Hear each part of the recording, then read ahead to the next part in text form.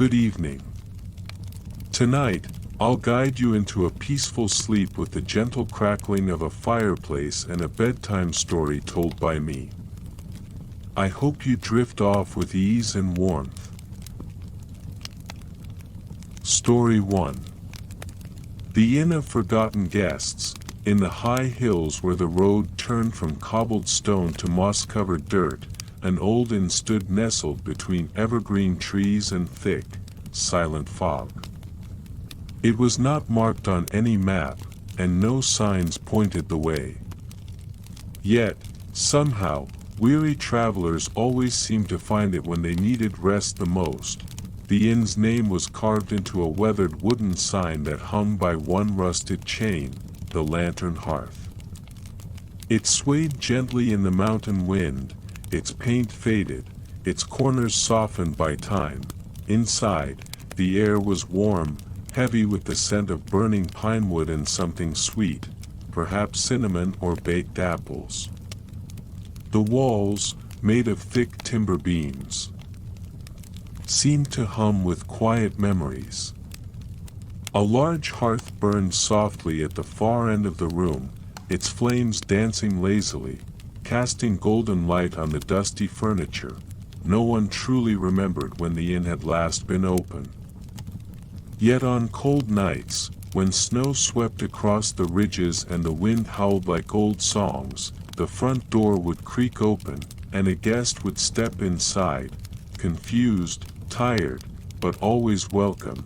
There was no innkeeper, at least not one you could see. But there would always be a log placed on the fire, a woolen blanket laid over the armchair, and a pot of tea gently steaming on the table. No one spoke. No one asked names.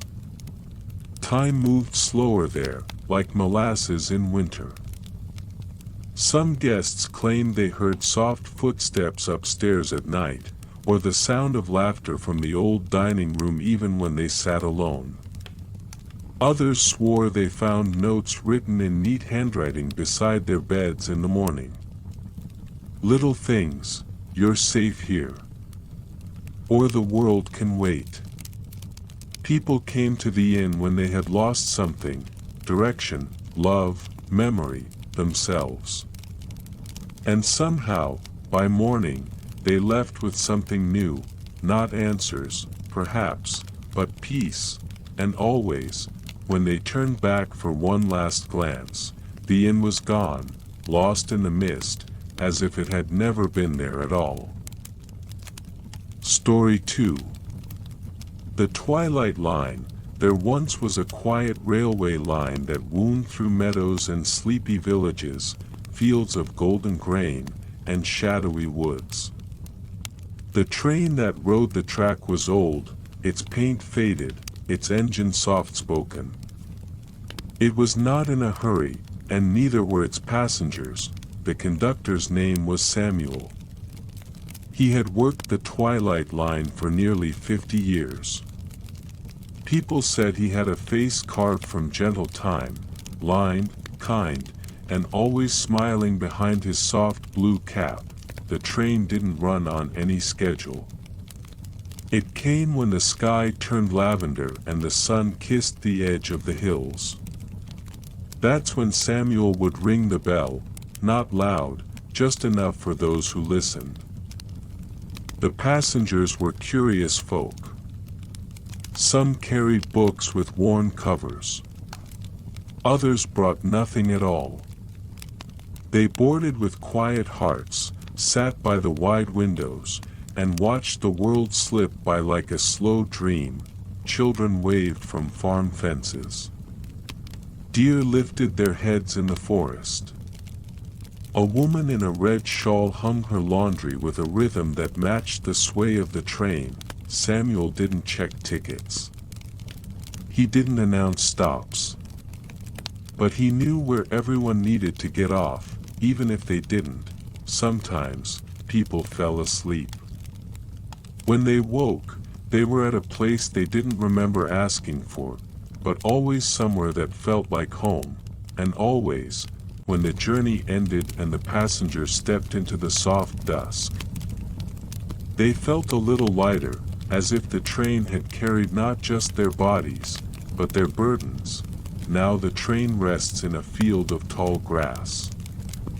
Its engine is still, but if you stand close and close your eyes, you might hear the distant chime of its bell, and feel the gentle pull of its rhythm in your chest.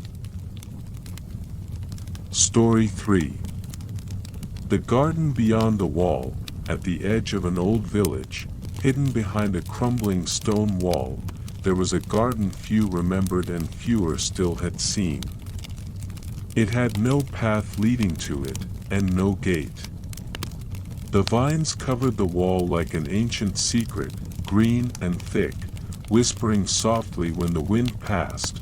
One spring morning, a young girl named Mira wandered through the tall grass chasing a butterfly with wings like stained glass. The creature fluttered over the wall, and without thinking, Mira followed. She found herself in a garden that seemed untouched by time.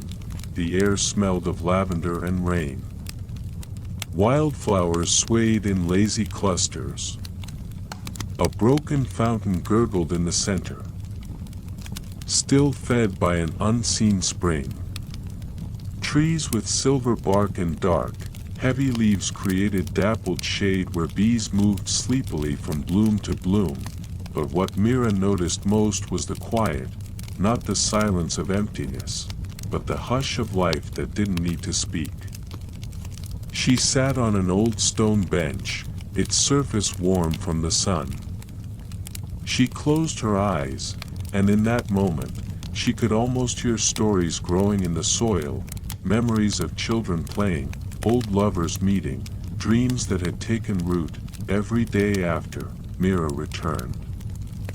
She brought seeds. She sang softly. She let her laughter drift through the leaves. The garden responded, not with words, but with beauty, and though no one else seemed able to follow her in, she never felt alone. The garden had chosen her. Or perhaps, she had chosen it. Many years later, long after Mira had grown and moved away, travelers would sometimes find themselves drawn to that corner of the village. They'd pause, feel something shift in the air, and hear, if only faintly, the rustle of a garden breathing quietly behind the stone. Story 4. The Hearth and Her Stories. There was once a village so small, it didn't have a name, just a cluster of stone houses curled around a single winding path. At the center stood a cottage with a red door and a chimney that never stopped smoking. This was the home of the storyteller. They called her grandmother Hearth, not because she was anyone's grandmother exactly, but because she had the warmth of one. Children would wander in, rain-soaked or sleepy, and find her kettle humming on the fire and a biscuit already waiting. But what drew them in most were her stories.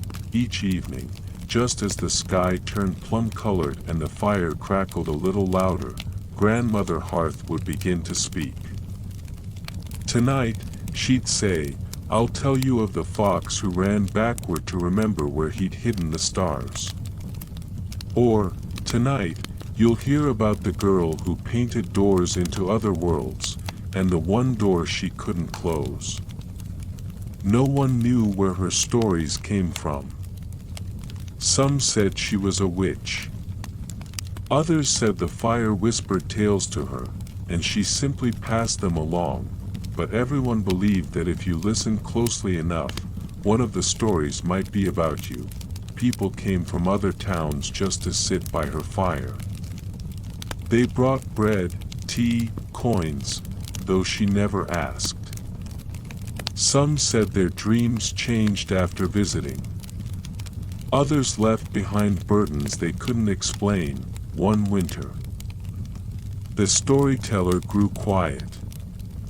Her fire still burned, but she stopped speaking. The children waited.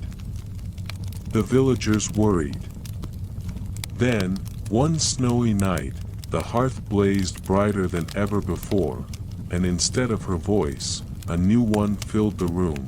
A young girl, barely 12, began to speak. She didn't know where the words came from, only that she had to tell them. The hearth had chosen another, and so, the stories continued, passed on like embers, from hand to hand, heart to heart, forever warmed by the fire that never died. Thank you so much for listening to these bedtime stories. If you enjoyed them, please give a like and follow the channel for more gentle tales to help you relax and drift into peaceful sleep.